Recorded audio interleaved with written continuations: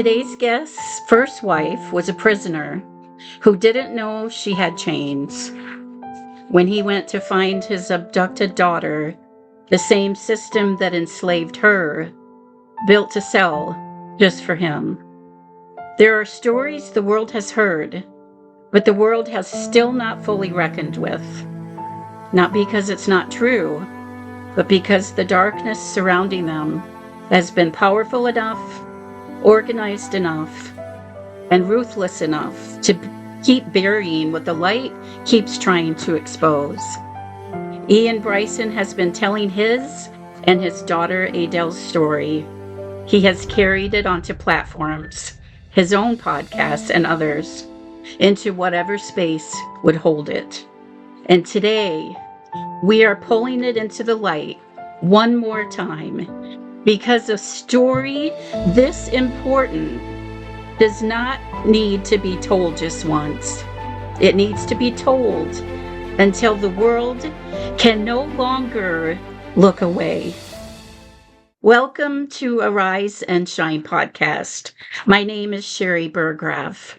My guest today is Iain Bryson, husband, father, author, advocate, and a man whose life has been marked by a love that refused to quit and a fight that refused to end, no matter what it cost him. Iain is a graduate of the University of Connecticut with a master's degree in political science. He worked as a child protection officer, a role that would later take on a meaning he could never have anticipated when he came face to face with the reality of organized cult abuse, not as a professional, but as a father. He has also worked in criminal justice, social work, education, and organic farming. On December 27th, 2010, Iain's 3-year-old daughter, Adelle, was abducted by his first wife, Agatha, who told him she was taking their daughter to the library and had Adelle hug her daddy. He watched them walk down the stairs and never saw Adelle again. He traveled to Poland to find Adelle. He was incarcerated there for 50 months, not 15 months, 50 months, cast as the one the system needed to silence, in a story where that same system had the power to rewrite the narrative. He has not seen his daughter since the day she was taken, and this is 2026. Iain's prison cell had walls and doors and 50 months of proof. His first wife's prison had none of those things and has held her far longer. Out of that extreme pain, Iain wrote a book titled, I Love You Like One, part testimony, part love letter from a father to a daughter, to Adelle. She has a name. Part unflinching exposure of what ritual abuse and mind control actually do to real families, real children, real lives. I will put the link to his book in the description, but you can find it on Amazon. I want to say something before we begin. I have learned that God does not measure a voice by the size of its audience. I have less than 300 on my YouTube channel. God measures it by whether we are willing to open our mouth when everyone else has gone silent. This father right here, Iain, has spent far too many years of his life crying out, far too many years of the world not listening. And I can relate to that as a survivor of ritual abuse, mind control, and childhood trafficking. We together say here today, this ends. We will be silent no more. People who once dismissed these realities as conspiracy theory are waking up and recognizing what survivors have always known. It was never a theory. It was and is a crime. And it's still happening to real people, to Iain's daughter, Adelle. I believe God is ripping off the darkness. I believe he brought Iain across my path for a reason, because this woman was told in 2019 to be a voice for the voiceless and to speak out for those who cannot speak yet for themselves. And I believe that every person who hears this story today is hearing it because heaven intended them to. Iain, welcome. I am so honored and grateful that you are here today. I'm so honored and grateful to be here today with you, Sherry, and just the same fight that is in me is in you. And you know, our God is awesome, and I'm just excited that He puts you in my path, and I and that you're speaking out, and like you understand, you can't stop speaking, as That's is the right. case with me. So Yes. thank you for having me on, and thank you for everything that you do. And I love you like one as well. Oh, thank you. And I love you like one as well too. Oh, before we go any further, I just want to say that I have prayed for a brother in Christ that would be on fire for the Lord, that could, and I feel like this is happening today, that could speak out with the fire that I feel and the desire and the passion that God has given me and raised up in me because of what happened to me. And I really believe that today he is answering that prayer. And so I want to give you the floor. This is your story. This is your time to tell whatever's on your heart. But can you take us to the beginning?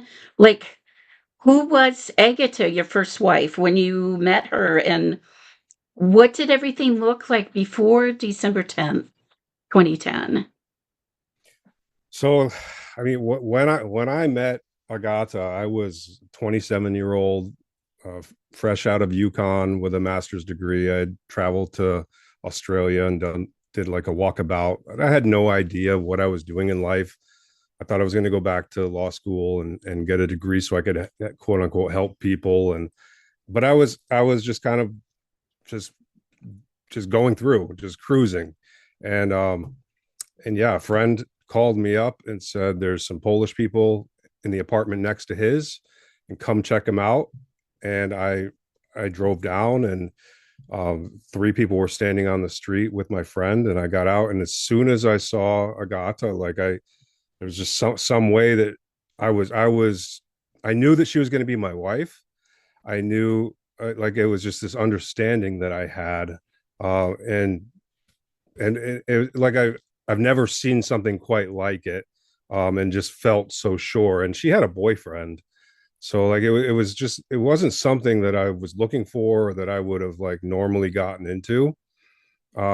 But just like the way that she looked at me and the way that she treated me, I knew. And I had her and her boyfriend move into the apartment next to mine because it was my dad's apartment building. And then a few days later, he moved out and she moved in with me. And she was just this 22-year-old girl from Poland, who just got me. I was wrapped around her finger, and I think it was basically seduction when it comes down to it. Like it was sexual, physical, food, like every level of seduction. I was just, as a 27-year-old man, I was just like, yes, you know, this is what I want, and this is my wife. Um and like like I got a I had got a back rub from her in the first couple of weeks. That's the only back rub I got out of the whole relationship. So it was like functional, these things, right? Everything was functional. Um, she had no memory of her childhood. Like I didn't know who she was really. Um, she would tell me things like the nicest thing my dad ever did is bring me one cup of tea, and I would go round and round with her, you know, and call her out on lying. Like I really thought she was lying to me about things.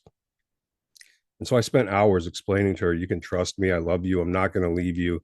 Just tell me. But she would never go beyond the surface level that was obviously nonsense. Um, like, yeah, she took a ring off her finger, gave it to me, and said, ask me to marry you. And I did. She said, I called my mother and told her that I met my soulmate. And it just went from there. I was just like catapulted into this new life with this woman, and we went back to Poland because she was only over in the U.S. on a 3-month visa, so we had to go get a fiance visa to return to the United States, and we lived with her parents. And I I knew things were sketchy. Like it was weird. There was alcoholism.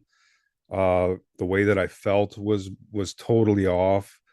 The things that my wife's grandfather and father told me were off. The way that her family looked was off, and but I could chalk it up to, that's her Polish family. Like I'm marrying into another culture, and this is my wife. This is going to be my wife. So that's kind of like the initial, like meeting her and just getting it and just diving headfirst and totally into this commitment, and not having any clue what I was getting into, but seeing signs. What kind of signs, looking back now, can you think of that you noticed that something was off, something was different? um I think with she was just like this unique person that I like. Who she was baffled me. Like she was kind of like empty. She had no thoughts. I couldn't ask her any questions to get answers that weren't robotic. um and that was just like, it was amazing to me because she would, but it kind of was like she was a baby in our relationship and we were figuring it out, and the rest of it she had no idea. No, it just what didn't come into play. um but she also like had severe sexual dysfunction right off the bat, and no understanding of that. She had migraines that uh she said her mother had too, and the doctors didn't know what to do about it. um just all things like that just kept adding up, and more things that looked like lying as we got deeper into knowing each other. And like she just could not answer my questions in a way that was rational or logical. um her her father was a very strange man, and like when we went to Poland, she would say, I'm with my dad, I'm not with you, I'm his. And but see, I was getting all of my information from Agata because I didn't speak Polish. So the whole situation was weird. um and even though there were signs, I was just trying to survive and kind of keep it together, and like knowing that I didn't know everything. But I didn't, the signs didn't jump to this. Agata had been abused, and it still, has an impact on her, because I didn't even know that was possible. Yeah, and when I think of any relationship, there's a time where you're getting to know each other and, like with the migraines and her saying, like, that's probably, passed down type thing. And you don't always think about that because what you don't know, yet Mm-hmm. is unknown. Was there a time that you can think back now and say that where you really saw her as a victim, um, or that she was born into something that she never chose? Yeah, it wasn't until after the abduction of my daughter that, like, so because she was either like this perfect soulmate where I thought that like we had our marriage together and I could teach the world about a great marriage, or she was just the opposite of that.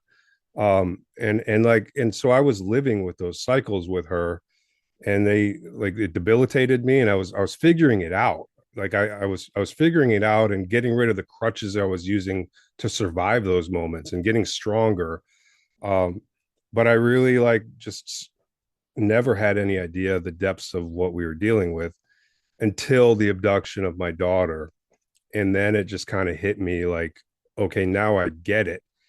And even at that point, like I had to process through anger and frustration and disappointment with Agata, because she is a perpetrator in a way, right? Like it, until you understand the what this severe childhood trauma that is perpetrated on someone like Agata and then my daughter Adelle, like it's not easy to wrap your head around, and it took me wrapping my head around the nature of the trauma, um, and the manipulation of attachment needs and the spiritual aspects of it, and just being locked in and layered in, scientifically, that's when I could see Agata as just an older version of my daughter, and love her completely, see her as this amazingly strong woman who did all that she could to tell me what she could tell me, because people who are in these situations aren't allowed to talk. But I just she is amazing, but it took me understanding trauma and to see that. um and yeah, like I think she's the hero in this story. She's the one that decided, no, I'm not going to do this, amidst any of all the programming that she was under. And like there were times where in the last few days we were together, where I wasn't a believer in Christ at the time, but I knew she was possessed. Like, and I brought her to the computer and showed her a picture of a guy in a devil costume and said, "This is what I see when I look at you."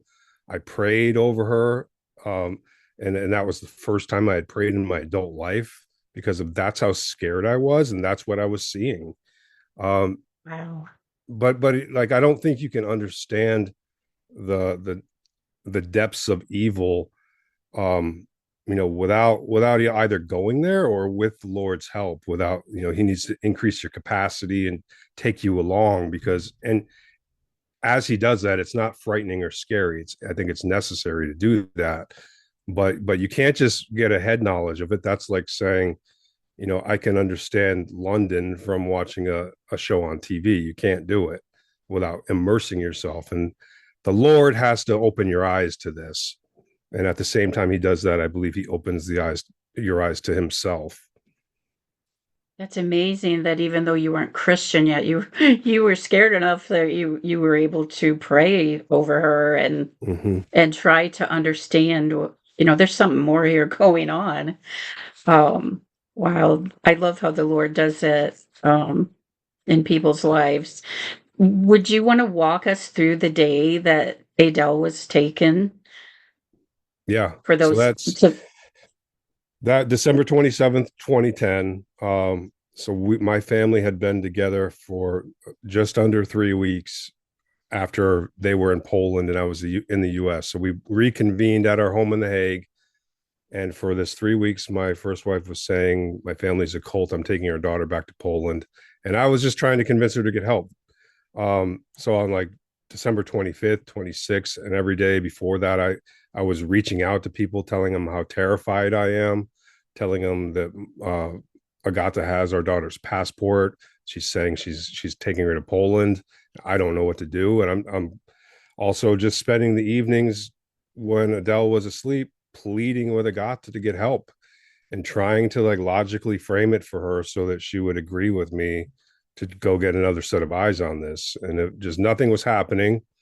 December 27th, it just I wasn't super afraid. Like I believed that I had things under control, that whatever had happened was in Poland, and now I was going to figure it out. So I woke up and just kept like trying to figure out what I was going to do to convince Agata to get help. Adele woke up and we made breakfast as we had been doing, and I was a stay-at-home dad for that entire year almost anyway. So Adele and I had our routine. Agata was in bed with a migraine, and wouldn't get up, and said, "I want you to spend this time with Adele." And Adele and I bundled up, went out and played in the fresh snow, and just like played around in the park across the street. and went to another park a few blocks up, and we just walked around together, and she liked spending time on my shoulders, and I was happy to be back with her. And here and there she would teach me a Polish word, and I was just kind of just enjoying being with my daughter, and also trying to figure out what to do about Agata and how to convince her to get help. We went home for lunch. I tried to get Agata to come out again. She said no. So we went back out. A lot of it was to get away from the misery that was surrounding Agata and just the things that she was talking about when she did speak. So we went back out, went to a farm. Uh, this picture, this one behind me, is actually one of the pictures I took on the way home from that farm. Uh, Adele was saying, I don't want to go home. I don't want to go to Poland. I don't want to be with mommy.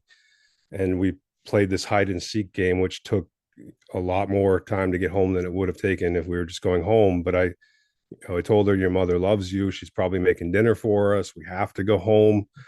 And I wasn't hearing what she was saying. And I had no idea. So I got home, and Agata was waiting at the top of the stairs, dressed, makeup on, ready to go for the first time in these 3 weeks. And like I got a shock wave hit me, and I just was, no, like what are you talking about? You can't just leave right now with our daughter. What's the rush? And you've been telling me you're taking her to Poland for 3 weeks, and you have her passport. No. So I got Agata to slow down, and I put Adele on the couch and made her popcorn and tea, and we started watching her favorite movie. And Agata just kept coming after me and trying to convince me to let her take her to the store. And I just, it was easy. No, no, no. Like, how could you even ask me that question? And she would like cry and say, you need to support me, and try different things. And then a knock at my door, and a man who we knew, he's the father of one of Adele's friends, came in, and um, eventually convinced me that his wife and daughter were at the library down the street, and to let Adele go down to see them. So I was just totally confused. Like I can feel myself in that space, being like firm and no, to just being like, yeah, of course you can go. And not even thinking that there was a threat, to thinking that maybe Agata had flipped again and she was going to love me this, soon. Um, and she had Adele come into the kitchen where I was standing with this man and give me a hug. And I can remember the hug like it's a vivid memory. Um, and Adele wrapped her fingers around my neck, and like I hugged her, and I just felt like, it's time to let go. Like at some point, like you're going to the library.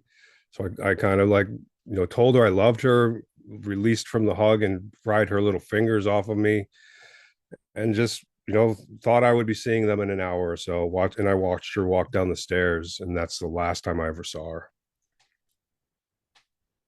Oh my gosh. Thank you so much for walking us through that so people could understand, that you had no idea that that was the last time you would see her. And I think of the man knocking on the door, knowing what I know about programming. I Mm-hmm. even wonder if Agatha had reached out to him somehow, or, because why would he be convincing you to let them go to the library is my thinking. But have Yep. you thought of that before? Have you talked about that or explored Yes. that?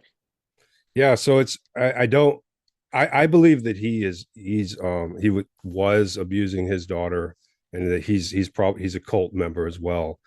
His wife was a lawyer. I actually met his wife and his daughter in the park first, and his wife was a lawyer from Michigan who married him, and he's a Danish man who had spent time in prison. And he was very just this strain. His daughter was the age of my daughter, but she couldn't speak. She was wearing diapers. She was just this kid that was not doing well. And he was a very weird relationship. And so like I knew that, like, I wanted him out of our lives, but it was tricky for me because of his daughter being friends with my daughter.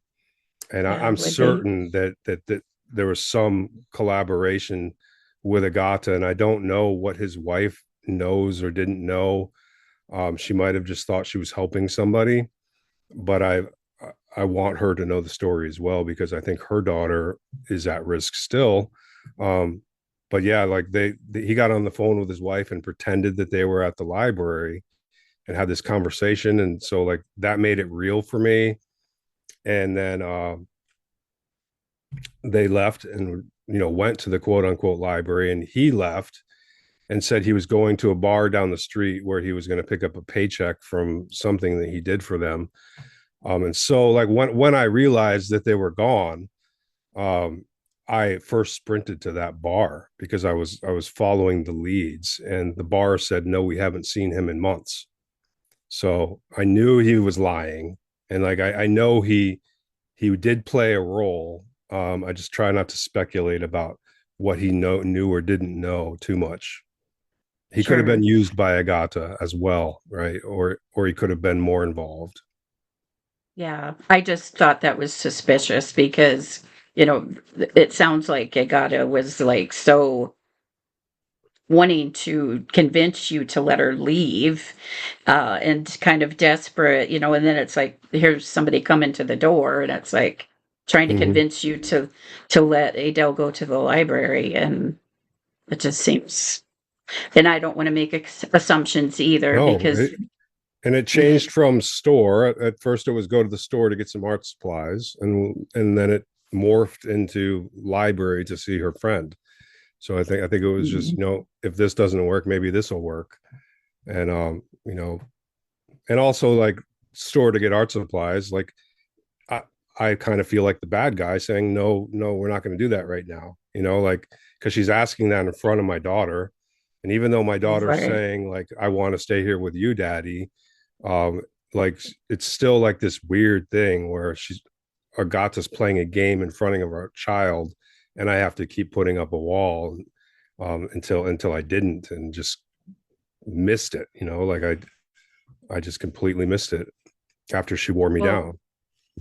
yeah, and I understand the urgency there is with programming. It's like when the conditioning is set off, it's like there's this loop that plays in your mind, and it's like the goal is to do anything, even to, you know, because it feels like a life and death uh Mm-hmm. need for somebody that's in that program loop to I got to leave. I got to get my daughter out of here and go and take her. And Mm-hmm. so I can understand that, and that would be like pretty much impossible for you to not go through with it because I know from my own experiences with programming, it's like it, the person doesn't stop until they Yep. achieve that programmed. Yeah, um and Agata knew me. Like she knew how to play my buttons, and I was being yes. more difficult than I'd ever been. Like I was firm. I was a no. I was trying to get help. I had a psychologist trying to call her. I had gone to the police and told them she was threatening to leave with our child. Like it was a no. But she Mm. she knew how to play me, and just that feeling that I had as they walked down the stairs. I was thinking my wife is beautiful and she'll love me soon again, and whatever this is, we're going to figure it out. And just Mhm. completely drop my guard. Yeah, and you would have no way of knowing that she was actually going to take her and No. leave, because she'd been saying that. Well, and it didn't So, make like, any sense either. Like, no. I'd been with this woman for almost 7 years, and it just didn't make any sense. Why would this happen now? Like, yes, we need help. Yes, something crazy is going on, but the rest of it didn't make Yeah, sense.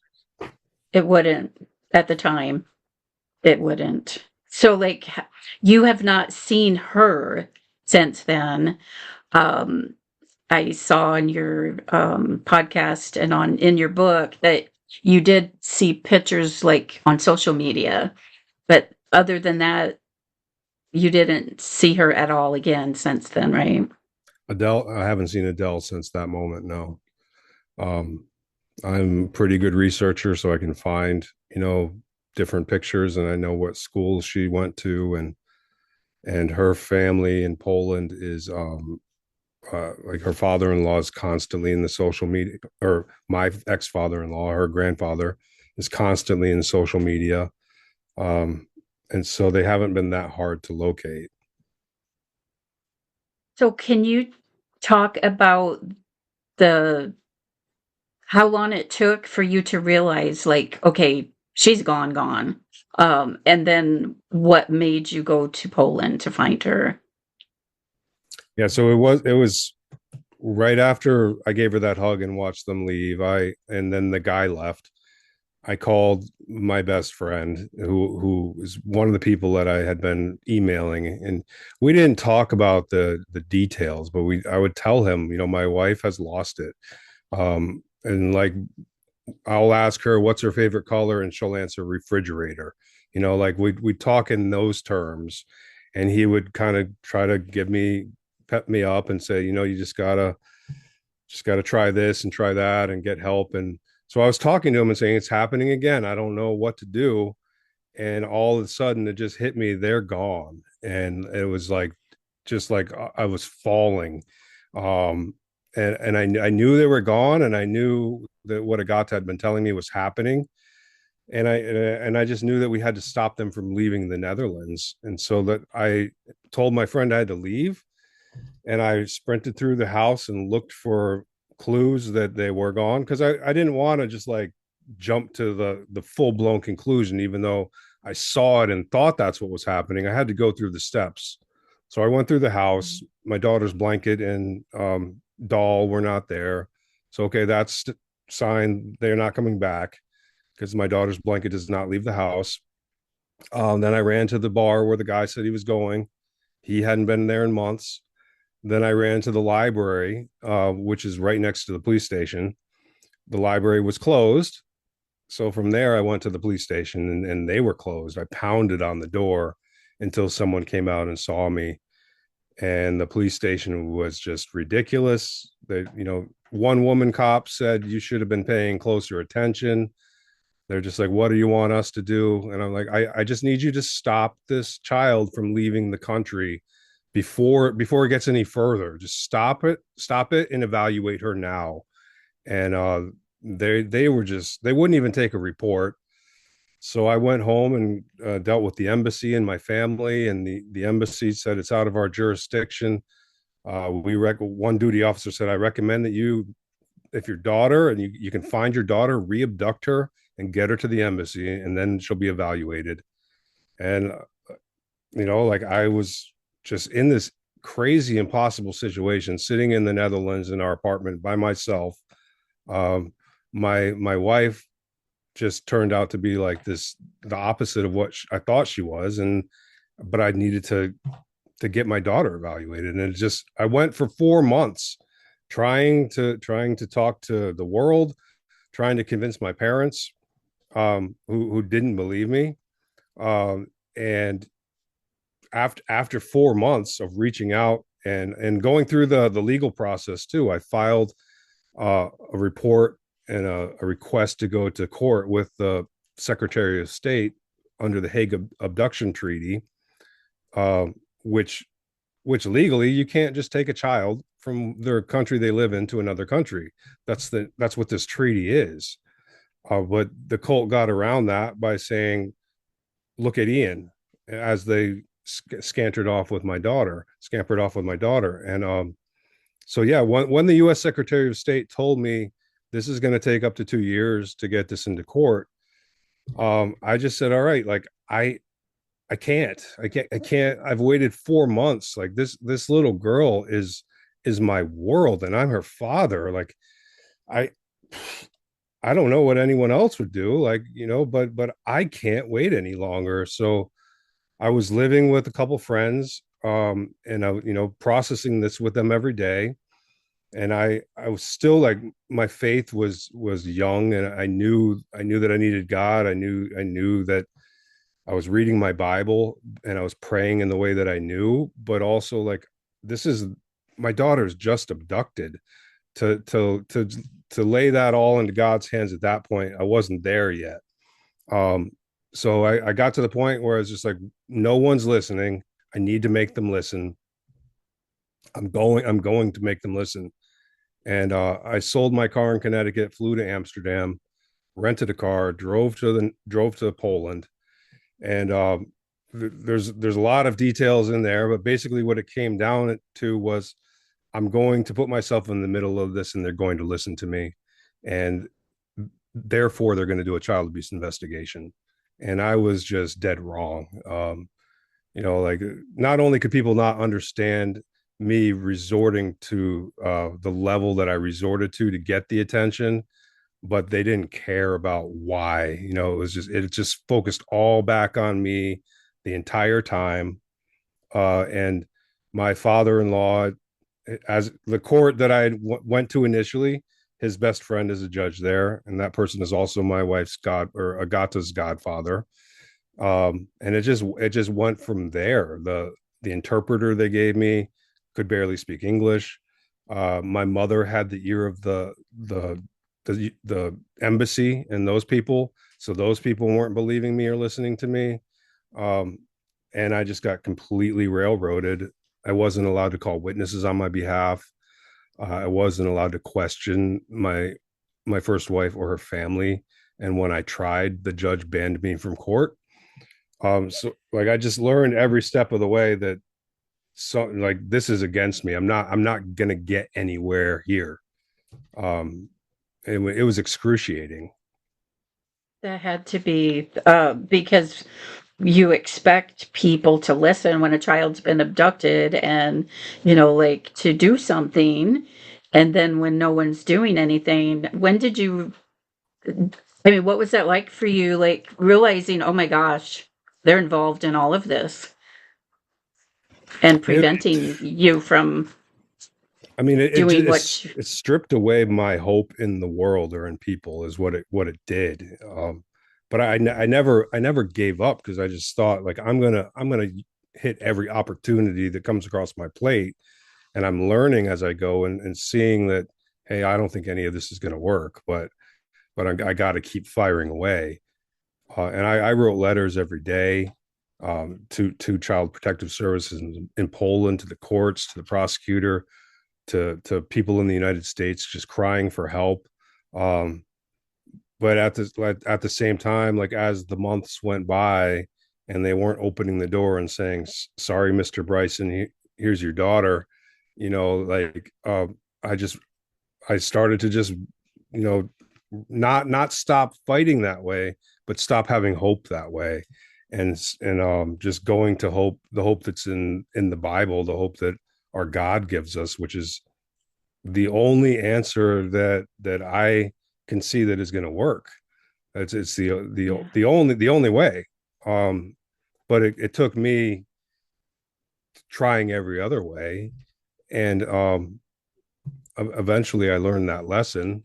And it's not that I shouldn't have tried those ways. I think I had to know, like, and through that process, I do know. And people will have ideas of how to navigate in the world and how to do this and that, and I'll listen, and I won't just totally shut it down. But ultimately, I don't just jump to, yeah, that's the way, because the way is through the true Jesus Christ. Because Yeah. this evil is way too, um way too strong, and way too just enmeshed for us to do anything in the world. Yeah, this darkness is way more powerful than we are in Mm-hmm. our own strength. And with God, all things are possible. I think of God shutting the mouths of lions and, like being able to raise like Lazarus from the dead. I mean, that's how powerful our God is. Mm-hmm. When you, did you realize how dangerous these people are? When, like, can you talk about what led to you being incarcerated and the lengths that they were willing to go to stop you? So I didn't really realize how dangerous they were, until later. Like, I thought that justice was going to prevail, that it was just a matter of like finding one person who would say like, listen, we got to listen to this father, and all he's asking for is his daughter to be evaluated by, you know, a certain kind of specialist. Like that's not too big of an ask. And I thought that was going to happen. So it wasn't until like I just totally got slammed over and over again that, and then later when I saw, you know, my father-in-law with the president of the city, and just how everyone's reacting, that, you know, then through experience I understood it basically. Prior to that, I believed that there was some good in the system. Yeah, you found out the hard way that there Mm-hmm. wasn't.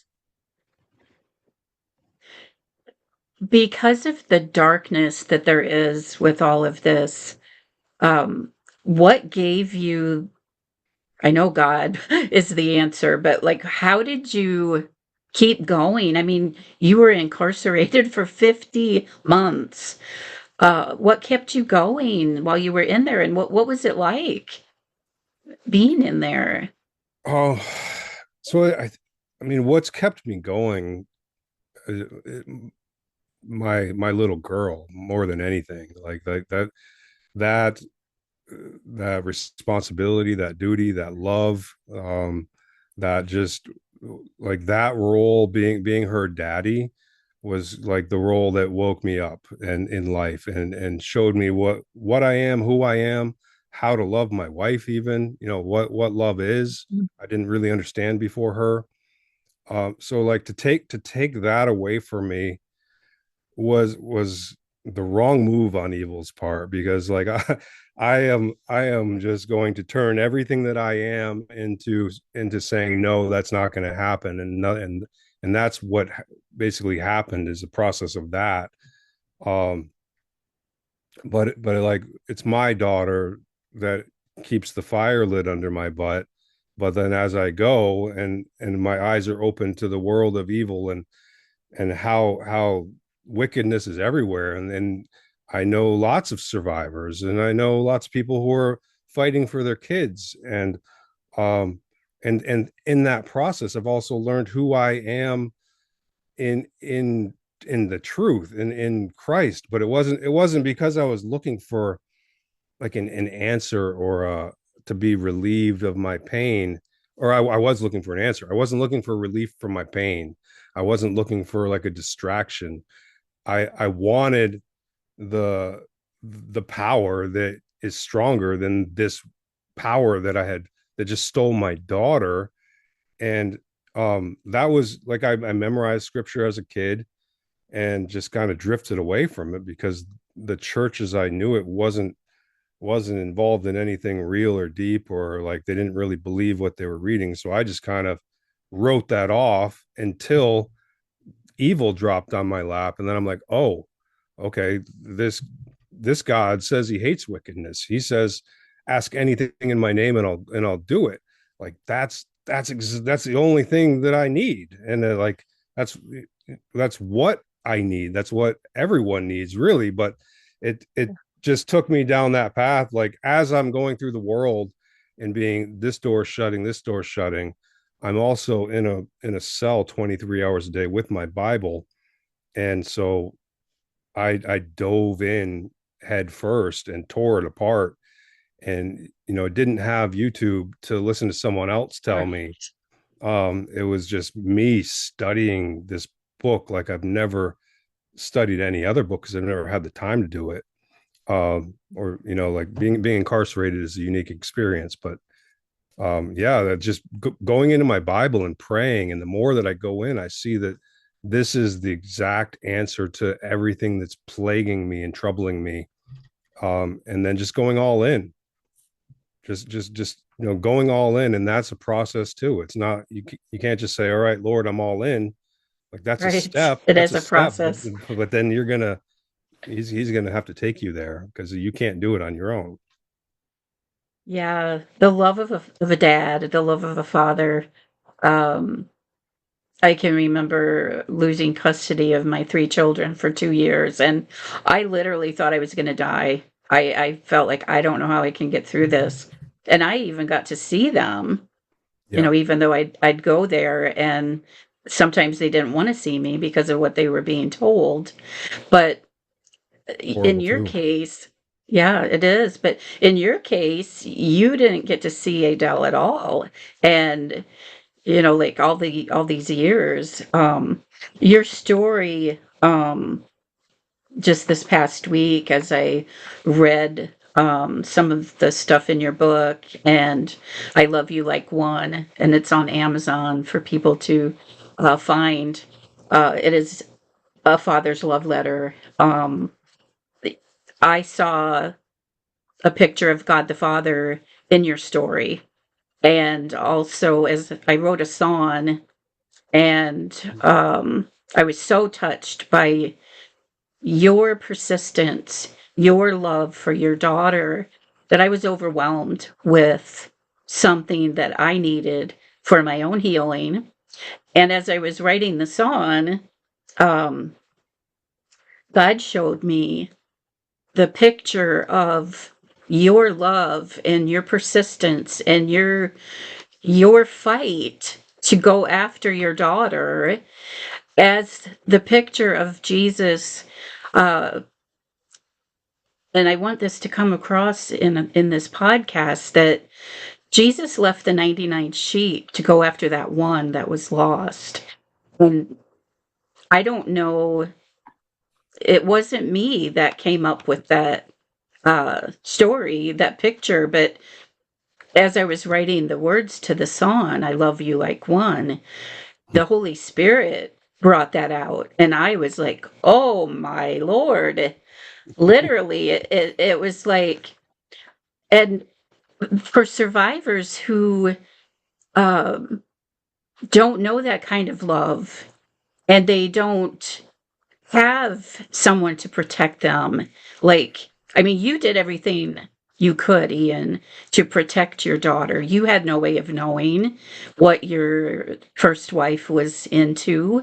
Um, and you were trying to get her help. You were trying to stop her from leaving. But your story, and this is so overwhelming to me in a good way, Mm. because Satan tries to destroy the concept of a loving God and even distorts the true picture of Jesus.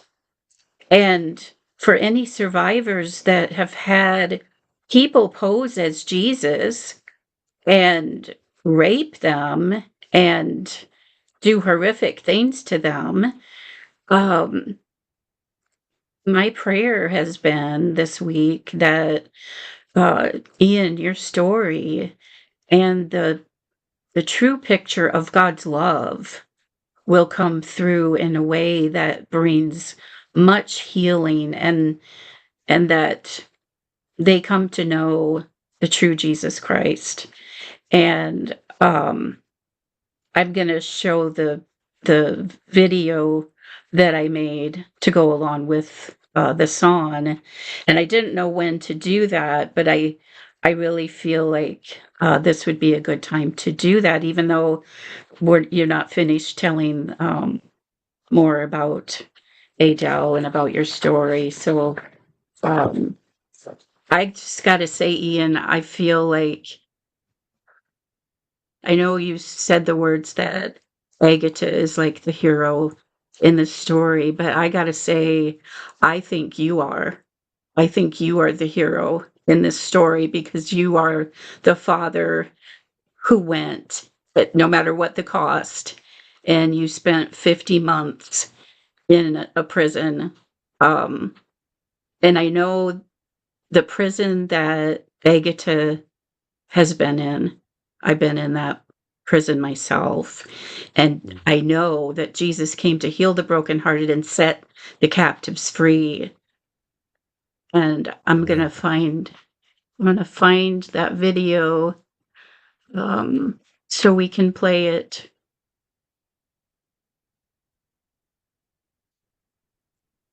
And this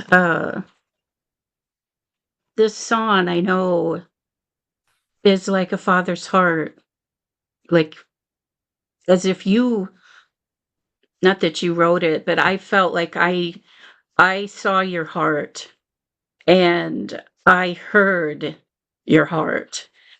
And that same heart is like the heart of God for each of us.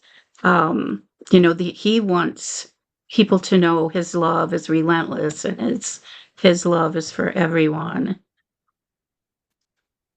Yes, he does. There we go.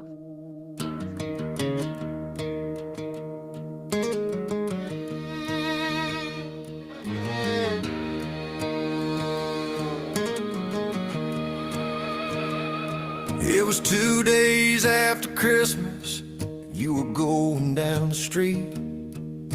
Your mama said the library, I said I'd tuck you in to sleep.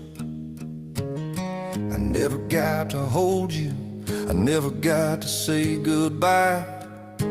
I've been searching everywhere since that December in my life. The embassy said look away, the police said not our fight. And everyone I thought I knew disappeared into the night. God gave his only son willingly, but I was never asked to give up my child. It leaves the 99 to find the one. And baby, you are mine, I want you to know I love you like one.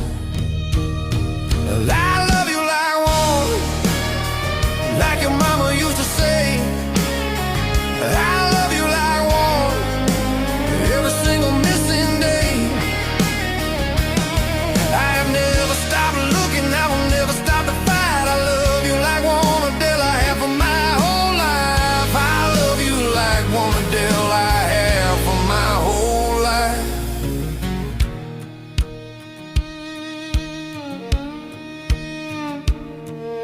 I went across the ocean, locked me up for 50 months, made me out to be the villain when I only came for love.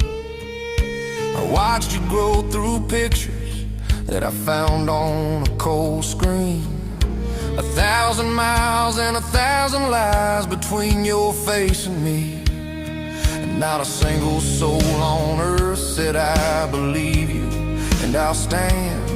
So I fell down to my knees, reached for God's outstretched hand. God gave his only son willingly, but I was never asked to give up my child. He leaves the 99 to find the one. And baby, you are mine, I need you to know I love you like one. I love you like one, like your mama used to say. I love you like one, every single missing day. I have never stopped looking, I will never stop the fight. I love you like one, Adele, I have for my whole life. I love you like one.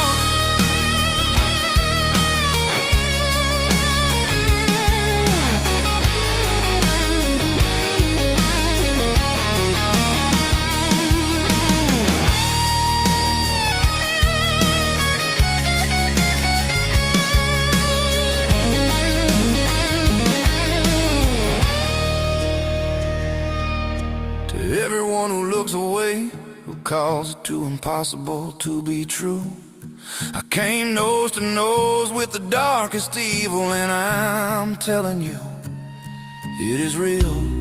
And our children are not safe until we wake up and say their names. They said let her go, count her among the lost, but the shepherd never stops, no matter what it costs. God gave his only son so the lost could be found, and I will not stop looking until you are safe and sound. You are not lost to me, you have never been lost to me.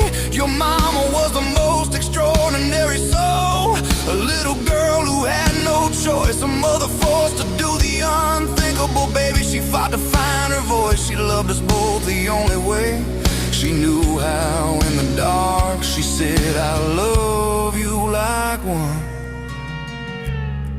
and it still lives in my heart. I love you like one, like your mama used to say. I love you like one, every single missing day.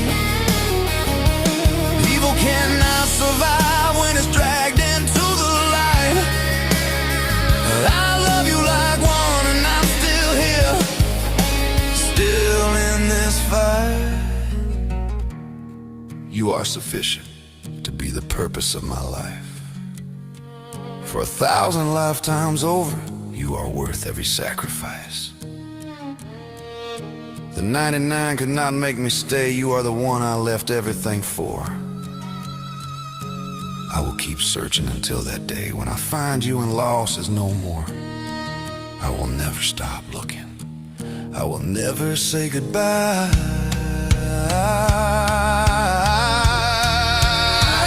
I love you like one, my Adele.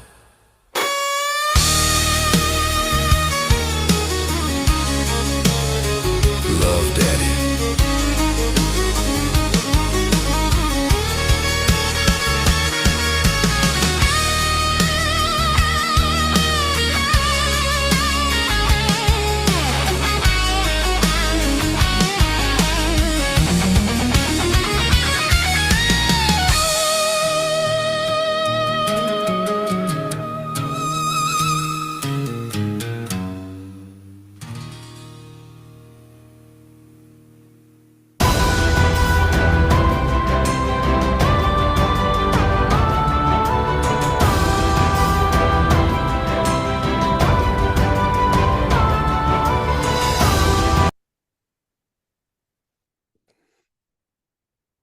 Wow.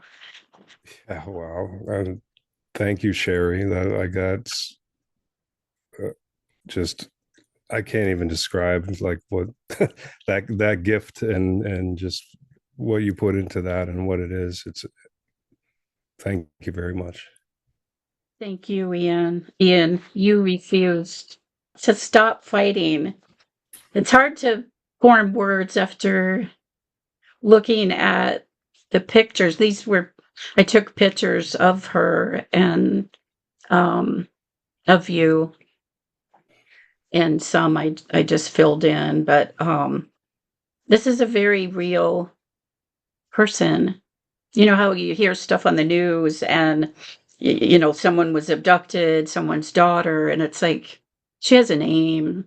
Her name is Adelle, and the love of a daddy doesn't stop just because someone is missing. Nope. But thank you for fighting for her. That, like I said, it's like you're the picture of God's love. And there's something else too. I wanted to um, give you the chance to talk about the title of your book, I Love You Like One. Would you like to talk more about that? So it's something that Agatha used to say to me when I would tell her I love you. She would respond with I love you like one. And it was one of those just weird, quirky things about her. I couldn't ask her what it meant. It stuck in my mind. And when all of this happened, my mind went to scriptures like Romans 12:5, which is, so we being many are one body in Christ and individually members one of another. And just like the deeper meaning of love that I've learned through Adele and Agatha and Emily, where like my responsibilities to each one of them is different, but love is love, and it's something that it comes from God. And like when I say I love you like one Sherry, like I mean it. And it's like it's not any different than the love I have for Adele, other than I'm her daddy and I'm your friend and you're my sister. But it is just, it's something that's just so powerful. God is love, and it's the most powerful thing in the universe. It is. Yeah. I love the fact that God took the title of that book that you wrote, that love letter to your daughter, and your story and hers and Agatha's. And he, even though there are cult meanings to that word one, God redeems things, Mhm. like we are one in the body of Christ, and whatever evil means to distort, the God things that are genuinely good, they don't own that. No, no, and they distort is what they do well, but there's Mhm. always the original, the truth, and that's Yes. what I'm trying to bring it back to. Um, yeah, and that's what wins. That's it's just the bottom line is that this distortion, as big and as heinous as it is, cannot survive. Mhm. The original recording is going to just take it over and demolish it. And yeah. Yeah. Another thing that happened just recently that I wanted to mention was that you said something that really stood out and stayed with me, that something horrific must have happened to Agatha's father and your father-in-law for him to have become what he became. And you were able to forgive him and also pray for him. And that kind of forgiveness and mercy, with the pain you've been through, the incarceration and all of the things, how did you arrive at that place? And when did you arrive at that place? I arrived in it after, pretty much after I got out of prison, I think. And I was in my, I was done completely with that battle. I was back in like a safe space. I had my prayer closet, um, and the Lord was just, He opened my eyes like progressively as time went on, and as I kept asking Him for understanding and wisdom and what direction to go.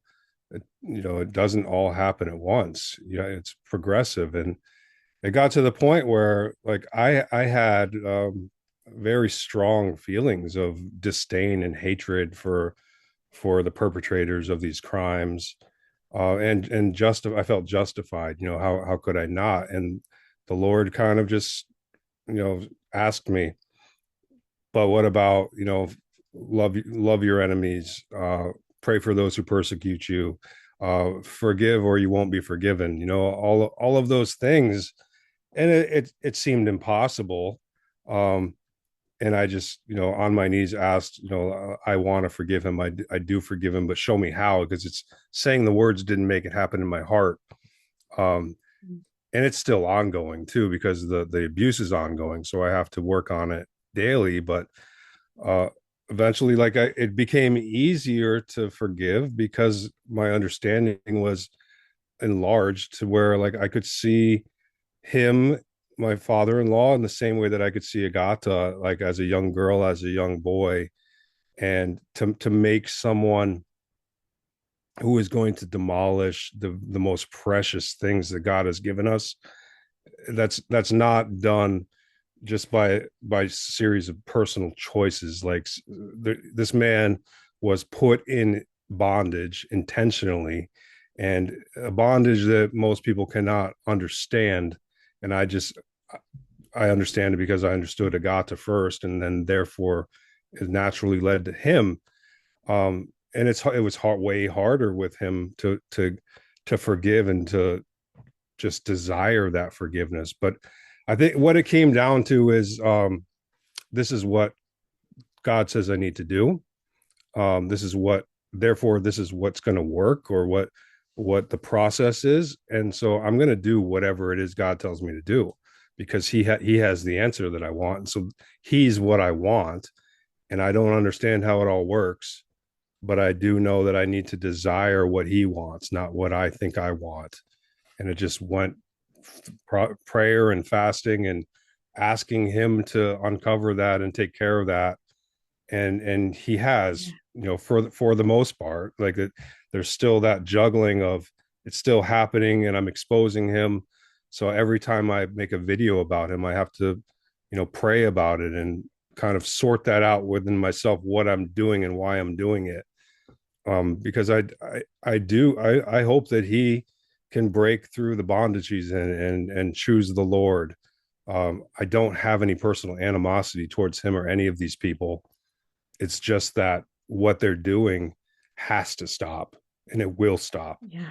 So the rest of it's not personal. It's a spiritual thing. I understand we don't wrestle against flesh and blood. It looks like we do, but we don't. And really the people that are in this are in bondage as well. Yeah, that's a great distinction that you've made, and you clarified it very well. So people that don't understand trauma-based mind control and all of the programming and conditioning that starts as a child, um, what do you want people to understand about, like why it makes escape and that bondage so complicated? The trauma-based mind control, the coercive control that is implemented in these types of groups and families is not it's not random. It's not just, oh, we're gonna try to manipulate the child this way. This is scientific. Scientifically, it's been studied and tried, and like there's scientific method to this that's based on the child's age, which locks them in and makes them believe that they are part of this perpetrator group, and that there's nobody that would help them or would want to help them if they knew who they were. It locks them in on every single level.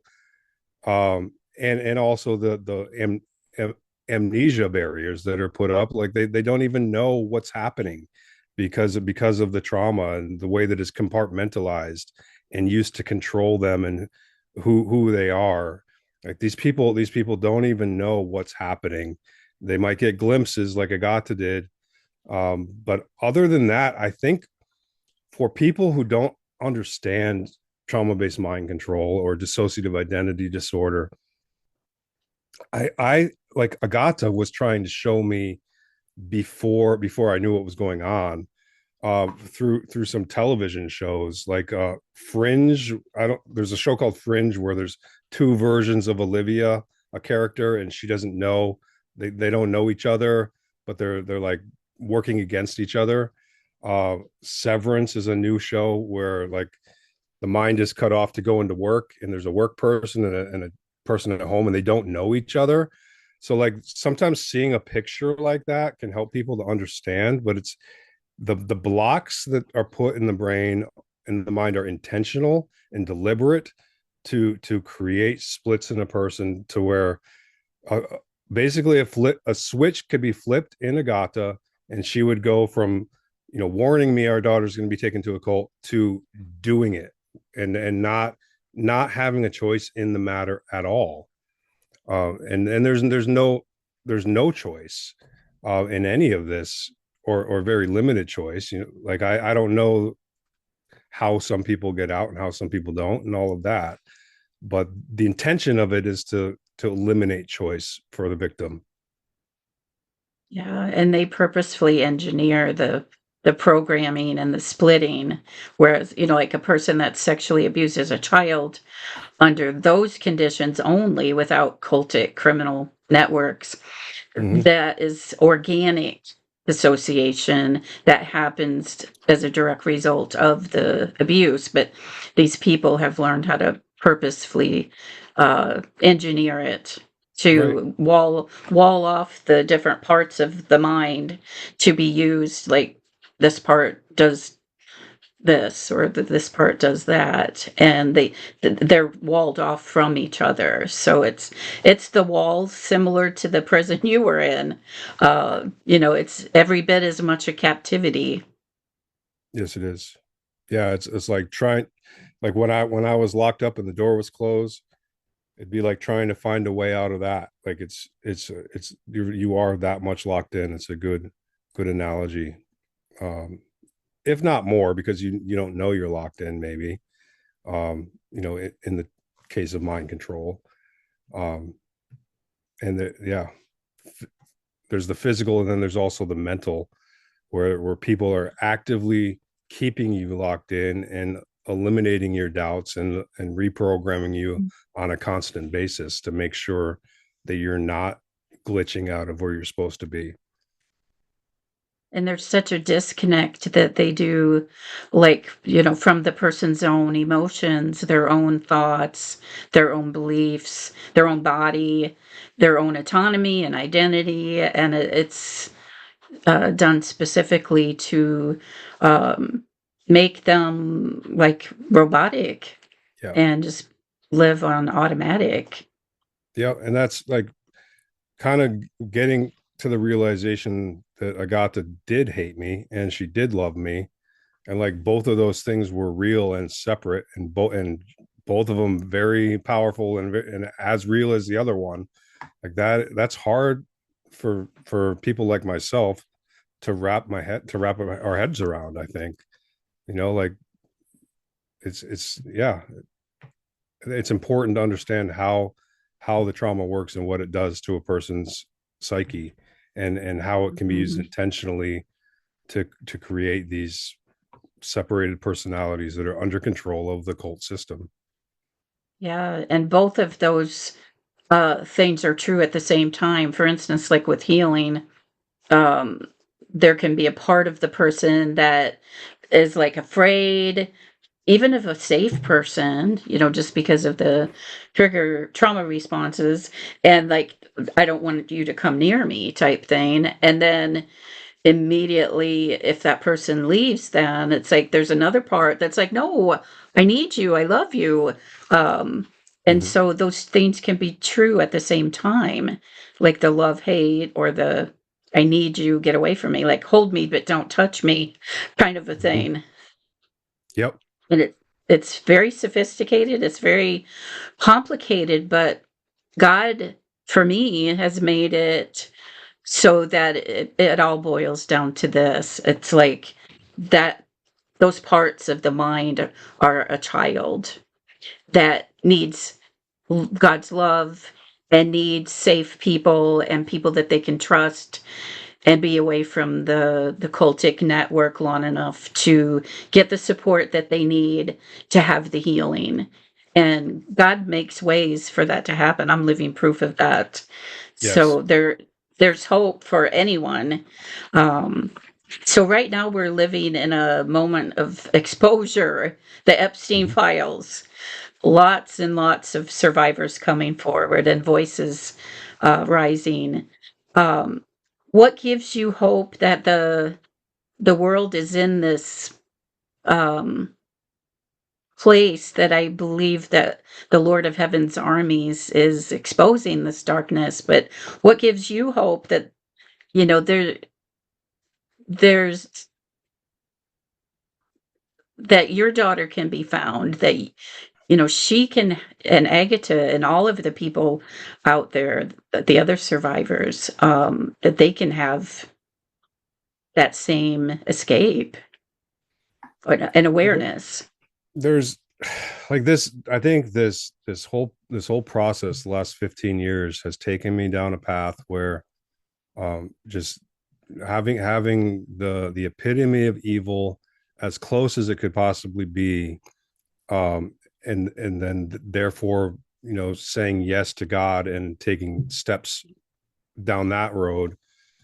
Like God has shown me like nothing is random.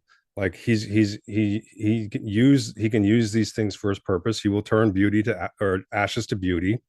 He'll make what seems like a bad thing into a good thing for his glory.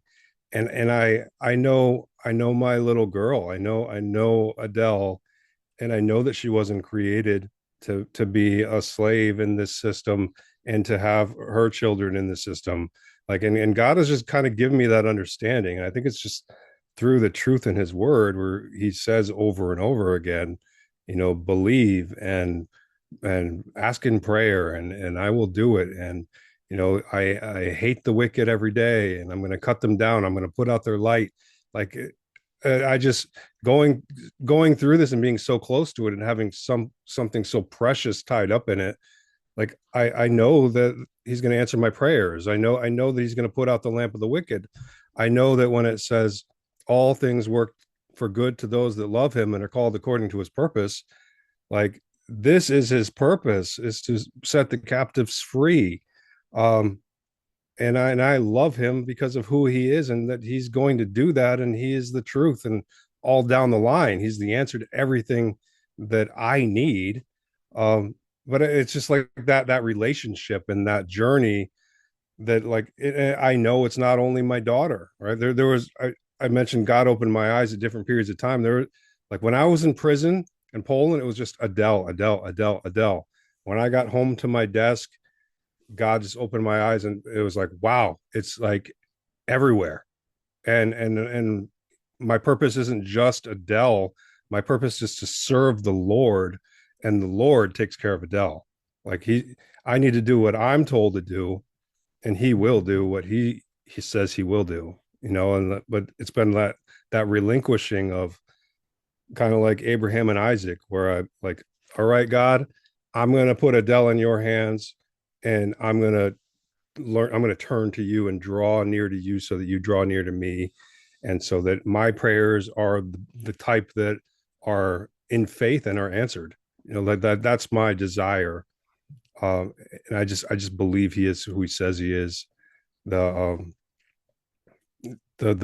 flip side of this evil is so powerful, and I can't wait for other people to see it and decide that's what they want to. Yeah, this is so much bigger than just Adele. And Mm-hmm. I love how God does it. He'll take something that, there's a need, like to find your daughter. And then in that, it's like he was forging you to be utilized for his kingdom to go much farther than just Adele. And your book, I Love You Like One. I hope and I'm praying that someday Adele will get to read that book.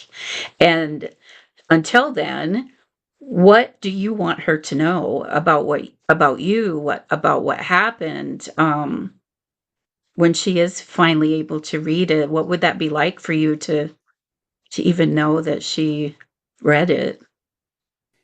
Oh, so I have, like, I don't know if she's gonna read it now, or like when she's free. That's the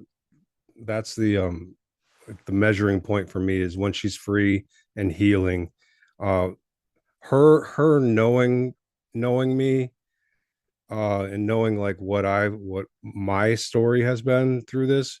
I'm not super concerned about that. Like, I believe I'm going to be able to look into her eyes, and it's gonna clear everything up, and like that she and her mother know who I am at some like core level that's not conscious probably, but and then that I am going to keep fighting for them. I believe they know that.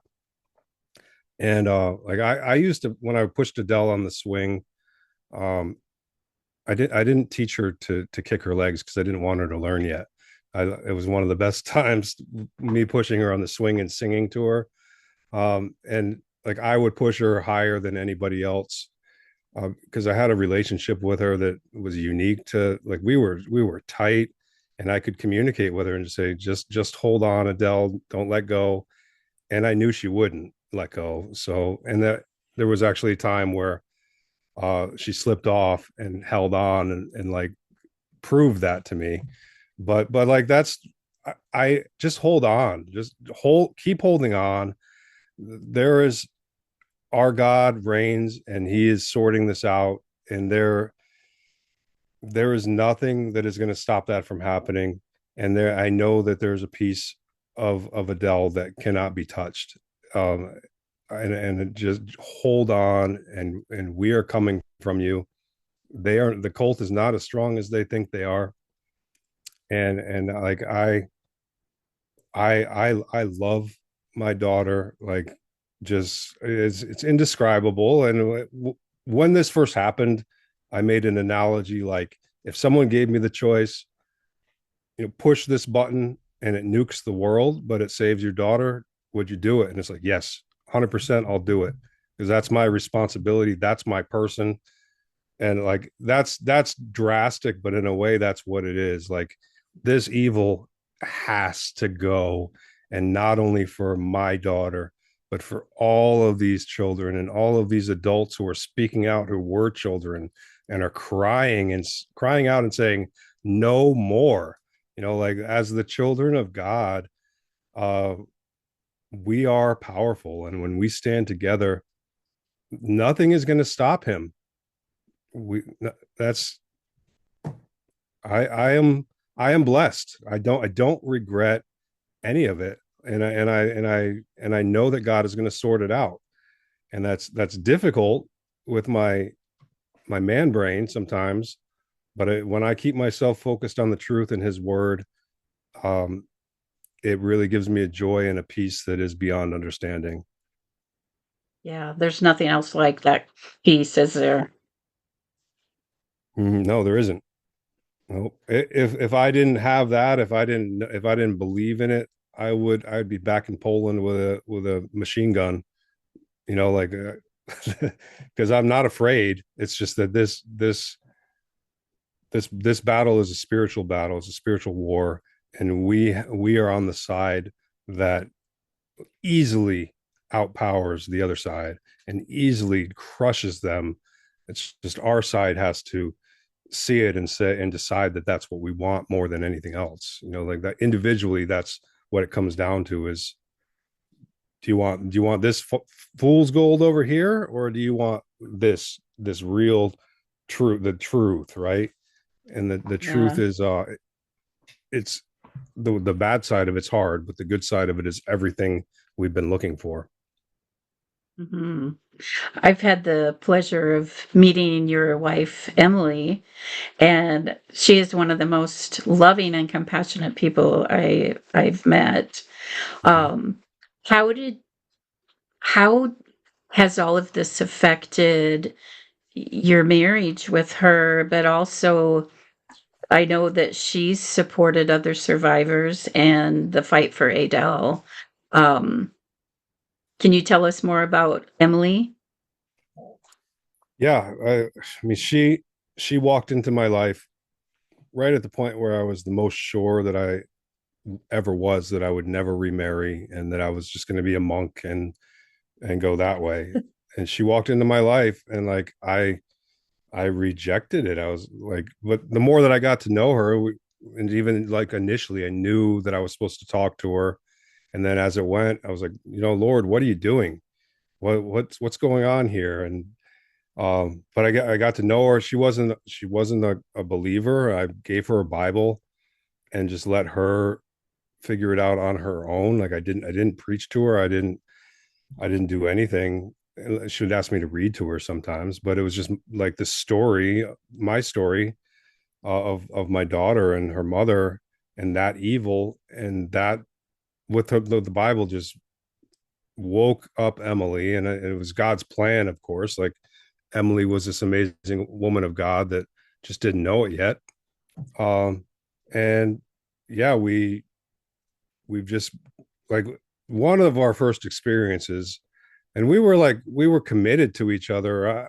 I could say I was committed to her because I knew that God had put her in my life, and I didn't know what that meant exactly, but like I saw it like as an Adam and Eve opportunity, where we have the decision to serve God or to not serve God as a couple. And Emily, with her understanding at the time, and me, we decided that we were going to serve God. And it's just it's been a journey. Like, we've been indigent. We've lived at each of our parents' homes, and now we have our own home. But it's been a process of us individually and as a couple, deciding who we're going to serve and what we want, and the Lord showing us the path each step of the way, to the point where now we don't know what's going to happen tomorrow or next month, but we know that God's aware of that too, and that He's going to sort it out. Like, so our fears are diminishing and our trust is increasing, and we're excited. We're excited to be doing this and to be doing it together and to have the friends that we have. And it also can be difficult like you grow through the challenges. And when we published the book, we were immediately attacked by the cult, and like I lost my job, and there was, just trying to defame my character and do the whole Darvo deny, attack, reverse victim and offender. That's been nonstop. And so they're like, there's things that are trying to get to us, and our families don't support us and don't like what we're doing. And so but it's just forced us to grow closer to God and closer together as a couple as a result of that. And to be steadfast together about what it is we're doing here, and that we want to glorify God with everything that we are. Yeah, and you're in the family of God, so that's the best family to be in. Yes, it is. So, what would you want to say to survivors, Iain, that are listening and hearing your story today? To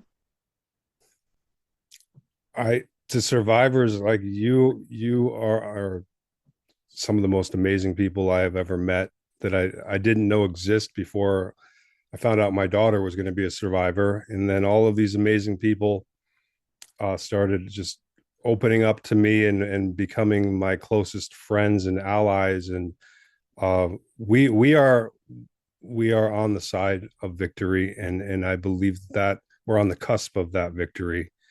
We have to be patient, and we have to trust in the Lord, and He will do the rest. Shortly they will be mowed down like the grass. I believe that with everything that's in my being. And I'm sorry beyond what I can express verbally what you as survivors have gone through. And it's not just my daughter. She's not the only reason I stand. I stand for her mother. I stand for that entire family, and I stand for you as survivors too. If my daughter knocked on my door right now, I wouldn't stop fighting for survivors, because it has to end entirely. Wow, that's amazing. So, what message would you want to say to everyone that's watching, or to even the entire world, about Adelle? I I really want the world to understand the nature of the story, and who Agata is, and who Adele is, and what it looks like. Like what they're slaves walking around in a city, like, to the naked eye, to an observer, to like a short how are you doing, they're going to pass that test. But you have to look at the details of the story and understand trauma enough to understand that people like them can be slaves. And there's a lot of them. And really the only way that we're going to understand that is to like dip our toes into the uncomfortable enough to care enough that it's not happening to your daughter maybe, but it's happening to my daughter and many other people's daughters, and eventually it will be happening to your grandchildren. Like, somewhere down the line this will seep into everything, as long as we remain ignorant and powerless. We have to know who the enemy is, and that has to drive us to who the truth is. That's what it comes down to. And he's going to do the rest. And I desire the kingdom where righteousness dwells, where none of this is happening.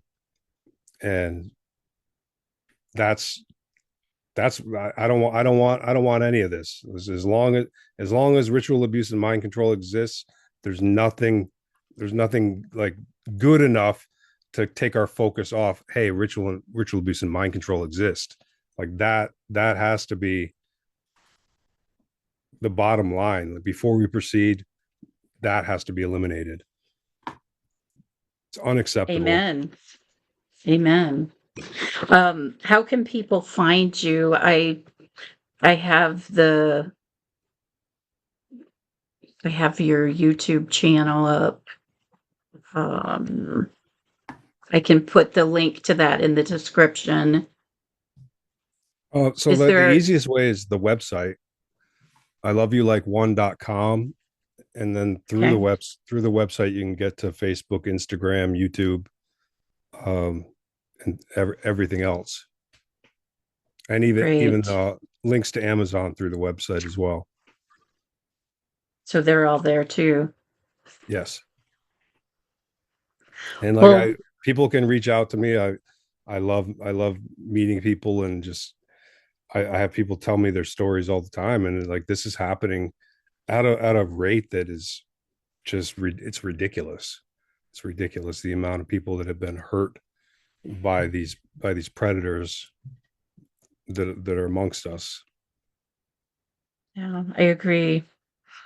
I want every person listening to hear something I put together. But before I do, I want to say that Iain, what you have lived is more than just a story that we tell. It's a testimony, and there is a difference. A story can be told and forgotten. A testimony carries the very fingerprints of God on every page, and it changes the people who encounter it. And your life is one of those living testimonies. Ritual abuse has its own altar, and on that altar, children are literally sacrificed. Not always in death, but sometimes that's a part of it too. But in the theft of everything, a life was not meant to be sacrificed other than Jesus Christ. What is sacrificed on that altar is their identity, their free will, their future. When Adelle and other children were placed on that altar and stolen and bound to a system that she did not choose, destined for a life sentence of loyalty to the darkness that took her. But there is another altar, and on that one, God placed his own son, Jesus Christ, not to keep the darkness alive, but to destroy it forever. And Jesus said, "It is finished." And in those 3 words, every counterfeit sacrifice, every stolen child, every altar that the enemy has ever built was was serving the verdict of being guilty. God did not ask Iain to surrender his daughter the way he surrendered his son. He asked him to do what the Father heart of God looks like in human flesh, to leave the 99, to cross the ocean, to take the prison cell, to refuse to stop until the lost one is found. And I want every survivor that's listening to hear this. Something I know from my own story. There are people in this world like you who may have never had a father like Iain who fought for them, who were not protected, not pursued, who grew up wondering in the deepest parts of you whether they were worth fighting for at all. Whether any father, earthly father, would cross an ocean like you have or take a prison cell for them and refuse to stop, which you have refused to stop. Iain, your life answers that question, not just for Adelle, but for every one of us who never had that. I want to thank you. Your relentless pursuit of your daughter is one of the most powerful pictures I have ever witnessed of what the Father heart of God actually looks like, with skin on it. When I heard your story, I was touched, but when I understood what you had given up, what you've endured, and that you refused to stop believing, to stop trusting, something in me last week was healed. And I thank God for using your story. And I pray and hope that He continues to use your story to let every person know that they are worth fighting for, and that the same God who put that pursuit in you in a father's heart for his daughter has never stopped pursuing any one of you. I started a Rise and Shine podcast and website, Arise and Shine After Abuse, because God told me in 2019 He wanted me to be a voice for the voiceless. And I was a mess at the time. I was like, how am I going to do that, Lord? But He made a way. And today it's such an honor to be beside you, Iain, and have this voice together to not just a story that needed to be heard, but a message. And God can redeem. He does. He doesn't waste a father's tears or a daughter's stolen years. He does redeem, He restores, and He makes a way where it seems to be no way. And even though Jesus said it is finished, He is not finished, not until Adelle is found. Amen. Iain, thank you so much for being here. And to Thank God you, be all the glory in yours and Agatha's and Adelle's story. Thank you, Sherry. It's been an honor and a privilege to be here, and you are amazing, and your story is amazing, and like together we are an unstoppable force because of the one who stands with us and fights for us. That's right. It's literally a powerhouse when people answer the call and the purpose for their lives, and they unite together with others who are doing the same. Yes, it is. God bless you, and God bless all of the listeners. This has been Sherry and Iain with Arise and Shine podcast. Thank you for listening, and God bless you.